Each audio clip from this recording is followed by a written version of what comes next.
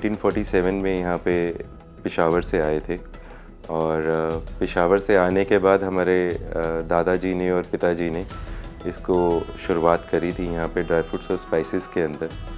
और फतेहपुरी खारी बावली की हिस्ट्री रही है यहाँ पे किराना मंडी के अंदर, और यहाँ पे कारोबार काफ़ी टाइम से, आज़ादी से पहले से चलता हुआ आ रहा है किराना बाज़ार।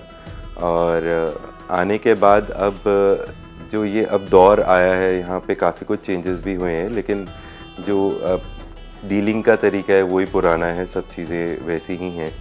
और 1947 से अभी तक जो ठेले पे जो जिस तरीके से व्यापार होता था, जिस तरीके से बोरियां ढोते थे पल्लेदार, आज भी उस तरीके से सब चीज़ें होती हैं। पुराना अब जो कोर जो है, नेचुरल जो कोर जो है, चीज़ें जिस तरीके से चलती थी वैसे ही है।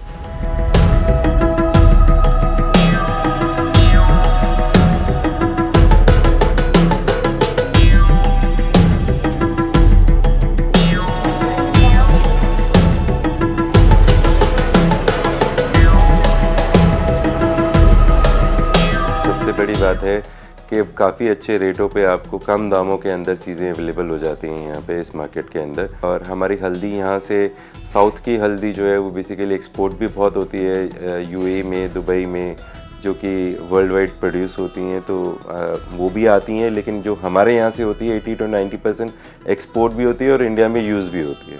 रमज़ान के अंदर काफ़ी भीड़ भाड़ होती है, काफ़ी अच्छा यहाँ पे रमज़ान के अंदर पिकअप होता है बिज़नेस। रमज़ान के महीने में ज़्यादातर स्पाइसेस चलते हैं, जैसे जायफल हो गया, जावित्री हो गई, बड़ी इलायची हो गई, छोटी इलायची हो गई, लौंग हो गई, दालचीनी हो गई, आपका छोटी इलायची हो गई, और उसके अलावा पीपला मूल हो गया, स्टार हो गया, इस तरह की चीज़ें जो है, हल्दी हो गई पिसी हुई, साबुत धनिया हो गया, गरम मसाला हो गया, ये सभी तरह के स्पाइसेस रमज़ान के महीने में यूज़ होते हैं।